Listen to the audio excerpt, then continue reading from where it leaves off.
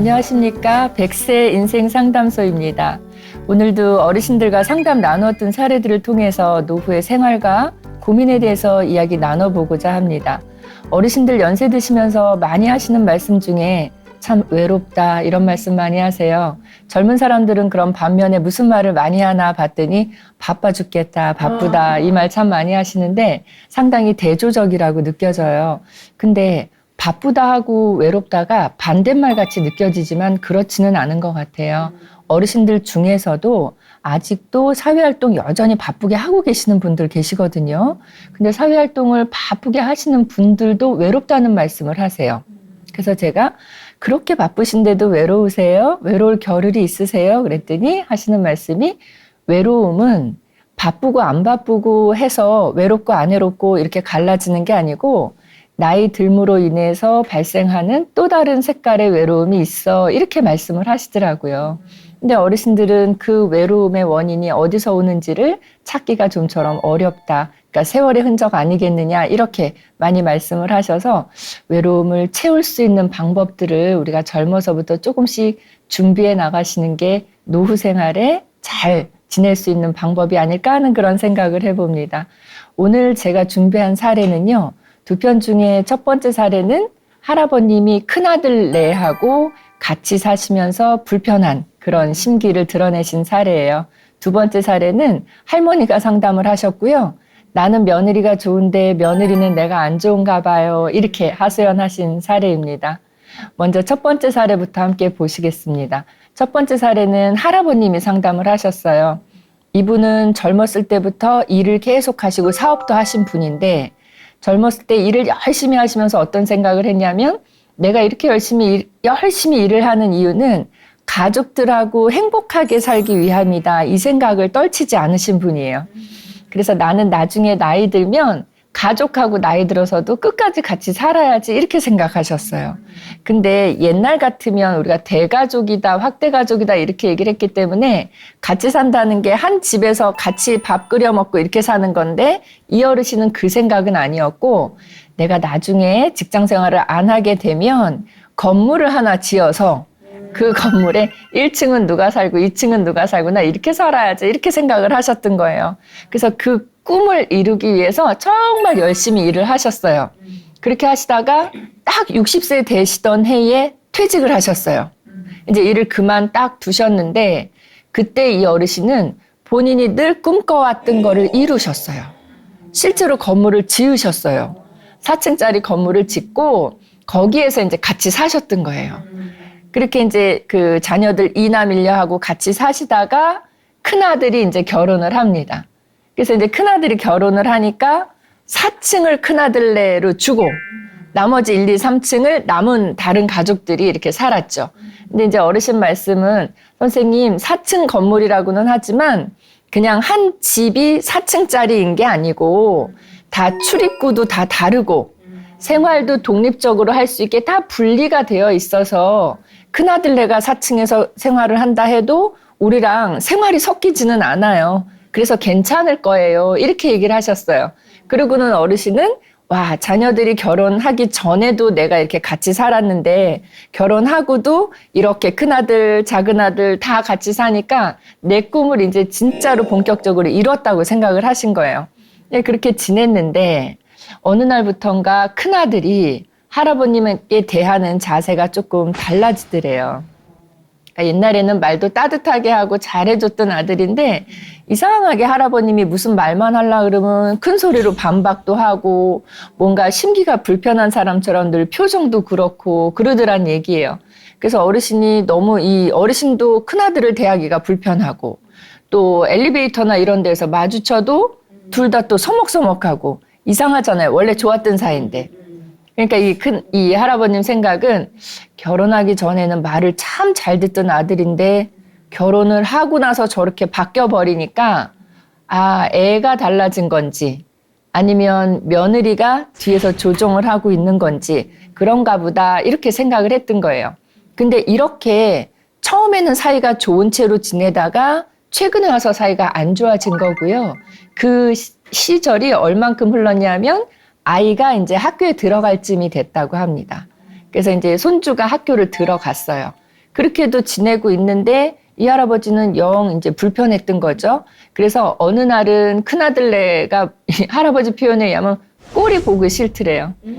그래서 이제 거실에 대부분 가족 사진 이렇게 같이 찍어서 걸어놓은 거 있잖아요. 그것도 떼어버리셨다고 하더라고요. 그러니까 저한테 말씀하신 거는 일부분이었던 것 같아요. 아마 그 사이에 이렇게 갈등이 있는 어떤 일들이 몇 번 있었던 것 같아요. 그러니까 가족 사진을 내렸다는 거는 굉장히 이게 마음을 많이 닫았다는 그런 의미거든요. 그래서 가족 사진 내리셔서 어떻게 하셨어요? 이랬더니 창고에다 그냥 박아놨어요. 이렇게 얘기하시더라고요. 그러니까 많이 상심이 되셨어. 그러니까 제가 생각에는 견디다 지금은 견디기 너무 힘들어서 상담하신 것 같아요. 세월이 많이 지났잖아요. 그래서 이제 그렇게 지냅니다. 그래서 이 할아버님은 큰아들네하고 같이 살면서 처음에는 많이 자랑도 했대요, 주변에. 그쵸? 다른 어르신들이 보면 되게 부러워할 일이에요. 어머, 저 할아버지는 자녀들이 결혼하고도 저렇게 한 집에 사니까 얼마나 좋아. 이렇게 부러워할 일인데 또 밖에서 그렇게 부러워해 주니까 그 사람들한테 가서 내 속상한 마음을 하소연을 못 하겠더래요. 남들이 나 되게 잘났다라고 대우를 해주는데 거기서 아니야, 나 사실은 이렇게 못나게 살아. 이 말을 차마 할 용기가 안 나더래요. 그러니까 이제 밖에 나가서는 얘기 못하고 안에서는 이렇게 하니까 속이 이제 끙끙끙끙 하셨던 거죠. 그래서 이 할아버지가 선생님 어쨌든지 간에 이렇게 될 줄 알았으면 처음에는 좋았지만 시간이 갈수록 사이가 안 좋아진 걸 경험을 해보니까 그냥 애초에 멀리 집을 얻어줄 걸 그랬어요. 이런 얘기를 하시면서 선생님 이제는 제가 판단이 서요. 둘째나 셋째 결혼하면 걔네들은 멀리 떨어뜨려 놓으려고요. 집 지었지만 그건 그냥 내 생각이었고 걔네도 이 집에서 2층 3층에서 같이 산다. 나 이제 이 생각 안 해요. 큰아들네 겪어보니까 안 되겠어요. 라고 하시면서 할아버님 말씀은 큰아들에 대한 굉장한 서운함. 그리고 할아버지가 그렇게 얘기하세요. 손주가 태어났어요. 그 몇 년 전이겠죠. 그러면 이 손주가 자라날 때 얼마나 예뻤겠어요. 예쁜데 아들과 며느리가 미우니까 애한테도 내 표현이 제대로 못 가더래요. 참 좋다 하는 표현이 가야 되는데 이 부모가 싫으니까 애한테도 인상을 쓰게 되니까 그것도 참 괴롭더라고 얘기를 하시더라고요. 그래서 두 가지예요. 아들하고 관계를 어떻게 해야 되겠습니까? 또 이대로 계속 살아야 되겠습니까? 뭐 이런 상담을 해오셨더라고요. 지금 이 어르신이 살고 계시는 가족의 형태가 우리 뭐라고 얘기하냐면 수정확대 가족이라고 일컫는 형태예요. 우리나라의 전통적인 가족의 모습은 그냥 수정이라는 말 없이 확대 가족 또는 대가족 이렇게 얘기를 했었거든요. 근데 이제 그게 좀 변형된 상태죠. 이 집이 지금 4층에 큰아들이 살긴 하지만 생활 자체를 따로 하잖아요. 식사라든가 모든 생활을 따로 하고 있기 때문에 같이는 살지만 따로 한다. 따로 또 같이 해서 수정이라는 말이 하나 들어간 거예요. 가까운 거리 또는 한 그런 그 위치, 한 권역 안에 자녀의 세대, 결혼한 자녀 세대랑 노부모 세대가 함께 사는 걸 우리가 수정확대 가족이라고 해요. 그러니까 밖에서 보는 어르신들은 마냥 부러울 수밖에 없죠. 제가 생각해도 친구가 이렇게 살고 있다 그러면 참 부럽다라고 얘기를 할 것 같아요. 근데 여기서 문제가 뭐였냐면 이 어르신이 직장 생활을 오래 하시다가 퇴직을 하셨죠. 퇴직을 하시면 마음이 굉장히 허해지신대요. 그리고 많이 쓸쓸해지시고 뭔가 이렇게 많이 비어있는 느낌이 드신대요. 근데 이 비어있는 마음을 어떻게 채우고 싶어 하시냐면 가족들에게 의지를 하시게 돼요. 내가 알고 있는 사람들 중에 직장 생활하면서 만났던 사람들이 있고 또 가족들이 있을 텐데 퇴직을 하게 되면 직장 생활을 하면서 만났던 사람들은 범위가 줄어들고 일로서 만나던 사람들인데 일이 끝나니까 이제 이 사람들하고 관계는 끊어지고 결국 나한테 남은 사람들은 가족이니까 가족에게 어르신은 기대게 되는 거죠. 근데 어르신이 이러이러해서 가족들에게 조금 기댄다, 가족의 지지를 받고 싶어 한다, 이거를 가족들은 이해하지 못해요. 왜 이해를 못하냐면 그때 어르신은 뭐 외롭다 이렇게 얘기를 하시지만 가족들은 그때 중년 정도잖아요. 그러면 인생에 있어서 제일 바쁜 시기예요. 그러니까 외로워하시고 쓸쓸해하시는 우리 아버지를 챙길 여력이 없어요. 근데 어르신은 그렇게 되면 기대려고 했는데 안 받아주니까 가족에게 약간 서운함을 느끼세요. 그러면서 고독감, 고립감, 소외된 느낌을 가지시는데 이게 극도의 상태로 치달아요.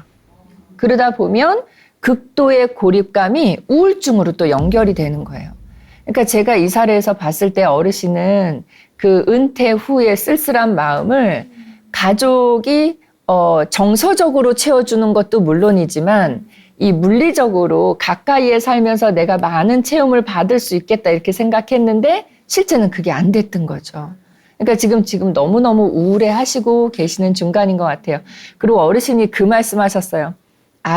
우리 아들이 달라졌어요. 변심을 했다고 표현하시더라고요. 그러니까 결혼 전에는 말을 상당히 잘 들었는데 결혼하니까 말을 너무 안 듣더라. 너무 달라졌어요. 이렇게 얘기를 하시는데 제가 그 부분은 어르신한테 말씀드렸어요. 아드님은 달라지지 않았어요. 결혼 전에도 말을 잘 듣던 아들이었고요. 결혼 후에도 말을 잘 듣고 있는 거예요. 근데 결혼 전에는 부모님 말을 잘 들었던 거고 결혼 후에는 지금 가족인 아내의 말을 잘 듣고 있는 거예요. 이게 얘기할 여지가 굉장히 많은 내용이에요. 무슨 내용이냐 하면 우리가 이제 아이들 키울 때 그런 얘기들 하세요. 아유, 우리 애는 참 착해. 엄마와 아빠가 하지 말라는 거는 절대 안 해. 또 무슨 말씀하세요? 이 어르신이 큰아들이 사춘기가 없었대요. 그러니까 사춘기가 없었다는 말씀을 저한테 하실 때 어떤 뉘앙스로 하셨냐면 그래서 참 착하다. 그러니까 얘는 말썽 한번 안 부린 애다. 심지어 사춘기도 없을 만큼 아주 착한 애였다. 이 얘기를 하시는 거예요. 근데 저는 어느 분이 그러니까 누군가가 저한테 우리 애는 사춘기도 안 겪고 참 착해요. 말 참 잘 들어요. 이렇게 얘기를 하면 저는 그렇게 생각하지 않아요. 아이들은 거쳐야 되는 인생에 있어서 왜 우리 인간 발달이라고 표현하잖아요. 발달 단계별로 해야 되는 숙제가 있어요. 과제가. 우리도 마찬가지예요. 중년은 중년이 해야 되는 숙제가 있고요. 청소년은 청소년기 때 해야 되는 숙제가 있어요. 그 숙제는 해야 되는 거잖아요. 숙제라는 건 해야 되는 거. 하고 싶은 게 아니라 그냥 꼭 해야만 되는 의무예요. 숙제이기 때문에 청소년기 때는 사춘기를 겪으면서 자아정체감이 형성되는 시기예요. 사춘기 하면 우리 쉽게 표현하면 방황한다고 얘기하잖아요. 방황을 하면서 나는 어떤 사람인가? 나는 나중에 나이 들어서 무슨 일 하면서 사는 게 좋을까? 이거를 생각하는 시기예요. 근데 그거를 안 겪었다는 얘기는요. 본인에 대한 생각에 정립이 안 되어 있다는 얘기예요. 그리고 우리 애가 참 말 잘 들어요 하잖아요. 저는 말을 잘 듣는 것도 좋지만 자기 생각을 표현할 수 있는 기회가 없으면 안 된다고 생각해요. 이 집의 큰아들은 부모님이 하라는 대로 하고 이렇게 모범생처럼 자라왔기 때문에 부모님 말을 한 번도 거스르지 않았다고 하거든요. 근데 그러면 자기 생각을 가질 수 있는 기회가 없었어요.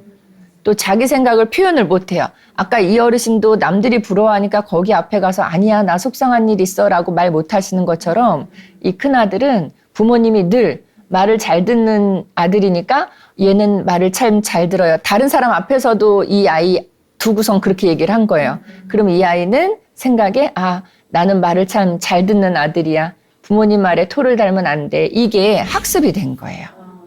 그러니까 자기 생각을 못 가졌어요. 근데 그 채로 성인이 되어버렸어요. 그러니까 이 사람은 누군가가 지시를 하거나 누군가가 하라고 하는 대로만 하면서 사는 사람이에요. 이 큰아들은요, 노인이 돼도 이렇게 살 거예요. 그러니까 어르신들 보기에는 내 말을 잘 들었을 때는 좋았는데 이제는 며느리 말을 잘 들으니까 싫다 이렇게 생각하시면 안 돼요. 이 아들은 가족의 말을 잘 듣는 사람일 뿐인 거예요. 근데 그 가족, 중요한 가족이 지금은 결혼을 했기 때문에 바뀌었다 뿐인 거죠. 그러니까 이 아들이 변했다라고 불평을 표현하시기 이전에 내가 아들을 키울 때 생각하는 능력을 안 키워줬구나 이렇게 생각을 하셔야 될 것 같아요. 그래서 며느리 말을 잘 듣는 게 과연 나쁜 것일까에 대해서 너무 서운하게 생각 안 하셔도 될 것 같아요. 그래서 제 생각에는 지금부터라도 어르신이 가족에게 너무 지나치게 기대는 기대감, 그거를 좀 줄이실 필요가 일단 있을 것 같아요. 있고 그 기대감, 마음이 허한 거를 다른 사람으로 인해서 이거를 채우겠다 생각하지 마시고 내 스스로 내 내면을 채울 수 있는 어떤 방법이나 일 같은 것, 취미 활동 같은 것들을 개발하시는 게 필요해요. 타인이 채워주길 바라는 거 아니고 내가 채워야 되겠다 이렇게 생각을 하셨으면 좋겠다는 그런 생각도 들고요. 어르신이 이제 아들네하고 분가하는 거에 대한 얘기도 살짝 하시더라고요. 그래서 아들하고 일단 얘기를 좀 나눠보세요. 왜냐하면 제가 이렇게 어르신 말씀만 들었지만 아드님이 뭔가 좀 불만을 갖고 계신 것 같다는 느낌이 들었어요. 그래서 아들하고 얘기를 나눠보세요 라고 했더니 아니나 다를까 아들은 며느리하고 최근에 갈등이 계속 있었던 거예요. 무슨 갈등이냐면 이 집이 지금 대도시 수도권이 아니에요. 그러다 보니까 며느리 생각에는 시댁에서 이렇게 집을 마련해 준 건 좋은데 우리도 애들 교육 같은 거 얘기 들어보면 대도시에 또 교육 환경 좋다는 곳에 이런 데 나가서 살고 싶은 거죠, 이제쯤은. 근데 이제 아들은 뭐예요? 모범생이었잖아요. 부모님 말 잘 따르는 아들이었으니까 부모님이 이렇게 집 마련해 주셨으니까 그냥 여기서 계속 살아야 된다는 생각밖에 못 하는 거죠. 그러니까 며느리는 너무 답답한 거예요. 애도 있으니까 이제 우리 좀 나가서 삽시다. 그동안 여기 몇 년 살았으니까 되지 않았어요. 이렇게 하면서 이제 계속 다퉜던 거예요. 다투면서 아들은 아버지에 대한 반감도 조금 생기기 시작했던 거죠. 그래서 이 아내는 나가서 살자 그러고 아버지는 또 내가 변했다 그러고 그러니까 제 생각에는 큰아들도 굉장히 지금 시기적으로 괴로운 시기가 아닐까 하는 그런 생각이 듭니다. 그래서 아들네 얘기도 좀 들어주시고 만약에 아이 교육을 위해서 나가서 살겠다고 얘기를 하면 나가서 사는 거에 대해서도 좀 찬성, 예, 공감을 표현해 주시는 것도 좋을 것 같아요. 나가서 산다고 해서 마음이 멀어지는 건 아니라고 봐요. 오히려 같이 살면서 가까이 살면서 서로 불편한 관계로 지내는 것보다는 나가서 살면 오히려 시간이 해결해 주는 문제들도 있거든요. 그러면 아들이 떨어져 살아 보니까 아, 우리 아버지에 대한 고마움을 새삼 느끼게 될 수도 있어서 그때는 좀 반가운 마음으로 자주 찾아뵙지 않을까요? 그런 게 더 좋지 않을까 하는 생각도 가져봅니다. 그래서 큰아들 부분에 있어서는 나가서 살겠다고 하면 나가서 좀 살아보면서 너희도 너희 나름대로의 삶을 좀 꾸려봐라, 계획해봐라, 설계해봐라 이렇게 지지해 주시는 것도 좋을 것 같습니다. 큰아들이 좋은 선례가 돼서 동생들이 그 이후에 결혼하면 어떻게 살지에 대한 모범 답안을 제시해 줄 수도 있을 것 같아서 이번 일을 잘 해결하시는 게 향후 몇 년 동안을 편안하게 사실지 아니면 불편하게 사실지가 결정될 수 있을 것 같아요. 자, 이번 사례 이렇게 같이 얘기 나눠보면서 저는 이 어르신 상담해드리면서 어떤 생각 들었냐면 처음에 저 아들들이랑 결혼한 아들도 있는데 같은 건물에서 살아요 라고 해서 참 좋아 보이세요. 이렇게 접근했거든요. 근데 우리가 밖에서 보는 거하고 어느 가정의 일을 문 열고 들어가서 보는 거는 상당히 다른데 이 댁도 역시나 보여지는 부분 이면에 또 이러한 갈등이 있었구나라는 거를 들을 수 있었습니다. 자, 그러니까는 밖에 나와서 어르신들 하는 얘기 보면 집에 가서 어르신들이 뭐라고 얘기하냐면 아유, 누구네는 아들들이 이거 해줬대. 누구네는 딸들이 이거 해줬대. 자랑 엄청 와서 하시거든요. 본인 자제분들한테. 근데 밖에 나와서 자랑하시는 거는 자랑할 얘기들만 자랑하시는 거예요. 속상한 얘기는 나와서 그렇게 얘기 안 하세요. 그러니까 우리 자녀도 잘하는 부분이 있단 말이에요. 그러니까 남의 자녀는 잘하기만 한다고 생각하시면 안 돼요. 잘하기도 하고 안 좋은 이면도 항상 있을 것이다. 그래서 집에 가셔서는 다른 어르신들이 자랑하는 거 듣고 집에 가셔서는 투덜투덜 하지 마시고 우리 자녀가 잘하는 것도 좀 칭찬해 주시면 훨씬 더 좋지 않을까 하는 생각입니다. 자, 첫 번째 사례 마냥 평화로워 보일 수도 있었지만 좀 어두운 면도 있었어요. 이 사례 보시면서 혹시 궁금한 점 있으시면 질문 주시면 답변 드리겠습니다. 선생님 질문하시죠. 얘기 잘 들었고요. 자식 결혼하면 자식들 결혼시키잖아요. 그러면 솔직히 얘기해가지고 물론 옆에 두고 싶은 사람도 있겠지만 좀 떨어져 살아야 될 부분도 있을 것 같아요. 선생님 말씀 들으니까 혹시 떨어져 사는 게 좋을까요? 가까이 두고 사는 게 좋을까요? 결혼을 시키면 가까이 사는 게 좋습니까? 떨어져 사는 게 좋습니까? 이렇게 질문하시는 질문 엄청 많이 하세요. 근데 이 질문도 이 단어의 선택이 살짝씩 달라지고 있는 거를 느껴요. 지금 선생님이 질문하신 게 가까이 사는 게 좋을까요? 떨어져 사는 게 좋을까요?잖아요. 옛날에는 가까이 산다는 표현 안 하고 함께 산다고 얘기했거든요. 근데 지금은 함께 살겠다는 생각은 거의 안 하세요. 그러니까 함께 사는 거 말고 가까이 살까요? 멀리 살까요? 이거를 많이 질문하시더라고요. 근데 이거는 정말 어떤 그냥 뭐 교과서적인 답으로 드리자면 케이스 바이 케이스인 거죠. 어떤 어르신은요, 가까이 살면서 서로 정서적 교류를 잘 하셔서 굉장히 잘 지내시는 분들도 계세요. 근데 어떤 어르신은요, 자녀가 국제 결혼을 해서 나갔대요. 그러면 굉장히 멀리 사는 거잖아요. 근데 너무 즐거워하세요. 왜냐하면 내가 젊어서도 못 다녔던 해외를 그렇게 많이 다니게 될 줄 몰랐다는 거죠. 왜냐하면 거처가 있으니까. 그리고 되게 이렇게 뭐 외국 여행 가서 호텔에 묵으면서 여행하는 거랑은 이 심리적 안정감 자체가 다르대요. 내 집이 있는 느낌이고 나를 또 보호해줄 수 있는 든든한 자녀가 그곳에 있다는 생각에 아주 만족하신다고 얘기를 하세요. 그래서 선생님도 자제분하고 의논을 하셔서 물론 우리가 결정하는 거 아니고 자녀가 결정할 수 있도록 해주는 게 가장 좋은 방법인 것 같아요. 자녀가 결정을 못하고 고민하거나 방황할 때 우리의 생각을 보태줄 수는 있어요. 여러 가지 안에 대해서 설명을 해줘서 자녀가 보다 좀 더 좋은 선택을 할 수 있도록 도움을 주는 건 좋은데 결정 자체는 본인의 삶에 대해서는 본인 스스로가 결정할 수 있도록 조언을 해주시는 것 정도 하시면 좋을 것 같고요. 저는 그 국제결혼 사례도 참 상당히 많이 부럽더라고요. 자, 그쵸? 같이 사는 게 제일 좋다, 멀리 살수록 안 좋다, 이런 생각은 우리 정말 옛날 생각인 것 같고요. 요즘은 시대에 맞게 또 관계에 맞게 상황에 맞게 환경이 많이 변화되니까 그때그때 그 상황에 알맞게 결정하시면 좋을 것 같습니다.